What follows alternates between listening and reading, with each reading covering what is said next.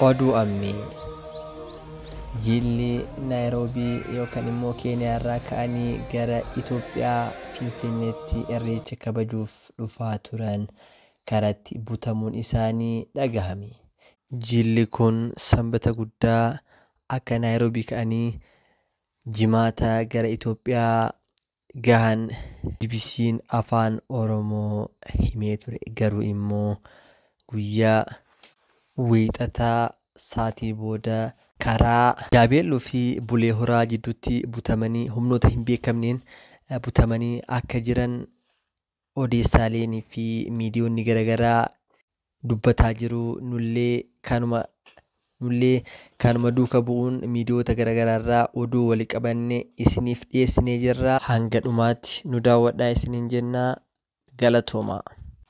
Yooyyaa akkam jirtu, nagaa jirtu, baga ayyaana irreechaa bara 2021 nagaan geessan. Mareehoo jecha Oromoon waaqa isaa galateeffata. Haa ta'u irreecha baranaa immoo wantoota hedduutu adda isa godha. Innillee maali? Uummanni Oromiyaa addunyaa garaagaraa irra jiran qooda irreecha kana Finfinneetti yookaan Itoophiyaatti qoodachuudhaaf karaalee garaagaraatii fi addunyaa garaagaraa irraa akka dhufaa jiran odeessaaleen keenya eeree jira. Keessattuu obboloonni keenya ollaa yookaan immoo Oromoon Keeniyaa jiraatan jilli Oromoo Keeniyaa ayyaana irreecha bara 2022 kabajuuf Finfinneetti imaluuf magaalaa guddoo biyyattii yookaan Naayiroobii irraa ka'ee gara Itoophiyaa yookaan gara Finfinnee akka imalaa jiran BBC'n afaan Oromoo eeree ture. Jilli kun hawaasa Oromoo Keeniyaa kutaalee biyyattii Keeniyaa garaagaraa irraa walitti dhufan kan hammate yoo ta'u, irreecha Itoophiyaatti kabajuudhaaf haala kanaan yoo imalan kun kan jalqabaati yookaan immoo haala kanaan gurmaanii gara Itoophiyaa yeroo dhufan isa jalqabaati. Jilli Naayiroobii irraa guyyoota darban ka'uun magaalota Keeniyaa Oromoon hedduminaan keessa jiraatan kanneen akka Isiyooloo, Marsabit fi Moyyaalee keessa qaxxaamuruun Itoophiyaatti imalu. Kunis jimaata fulbaana 30 bara 2022 Finfinnee ni gaha jedhamee eegamaa turuun isaa ni yaadatama.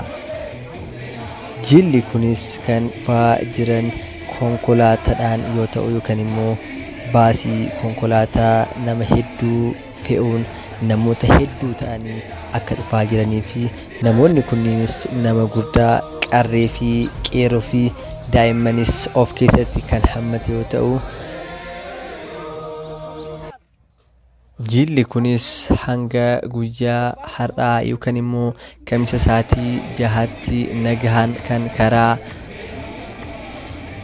imalaa turan ta'uu fi magaalaa Moyyalee darbuudhaan Boorana Yaabeellootti akka laaqana nyaatanii turanii fi laaqana nyaatanii saatii 7 booda yookaan kamisa saatii 7tti gara fuula Yaabeelloo irraa gara Bulee Horaatti akka qajeelanii turanii fi jidduu kanatti immoo wanti uumame hanga ammaatti kan hin beekamnee fi isaanis karuma Yaabeelloo irraa gara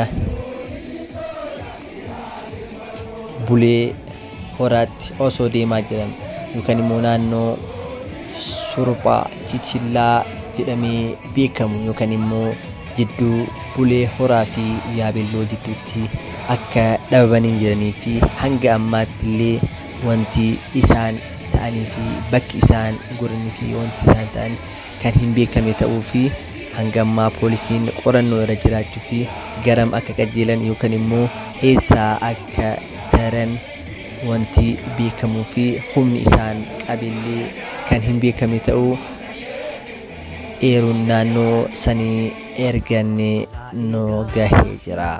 Haaluma kanaanis nullee poolisoota yookaan immoo humna mootummaa naannoo Suruphaa yookaan Chichillaa jidduu Yaabeelloo fi Bulee Horaa jiran argachuuf yaalullee poolisii direct ta'e yookaan immoo poolisii dhimma kana qorachaa jiru argachuu baannus poolisoota naannoo sanii keessaa argannee hanga ammaatti wanti nu beenu akka hin jirree fi garuu immoo humna hin beekamneen akka butamanii jiran nu eeranii turani.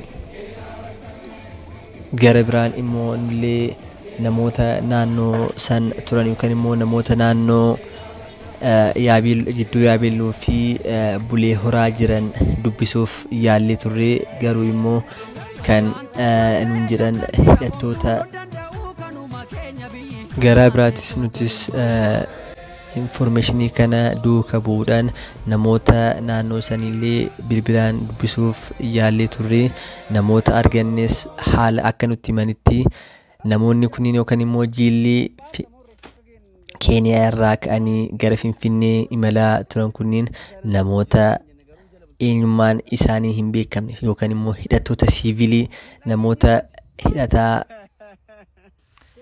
meeshaa waraanaa qaban garuu immoo eenyummaan isaanii hin beekamne namoota mootummaa haa ta'u namoota hidhattoota shanis fannoos kan Tigraayis ta'uun isaanii hin beekamne garuu immoo uffata militarii kamuu ofirraa kan hin qabne uffatuma normaalii yookaan uffata siviilitiin kan jiranii fi garuu immoo meeshaa waraanaa isaan uffatanii jiran meeshaa waraanaa ulfaata fi meeshaa akka dishqaa akka keessatti argamuu fi namoota kanniin karraa qabamanii gara isaan maksaman kan hin beekamne ta'us hanga ammaatti garuu poolisoonni fi poolisoonni naannoo sanii haalichaa fi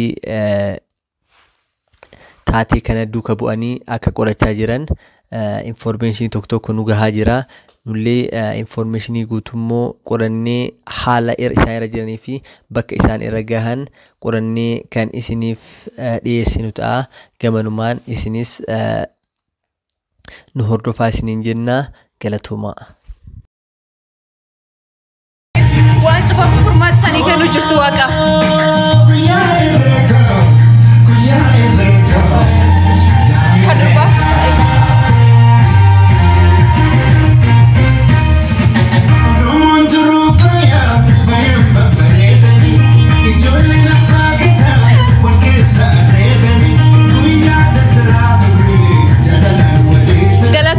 Looks awesome. Thank you so much. Thank you, darling.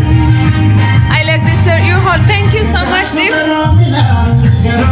Kunilleen injira.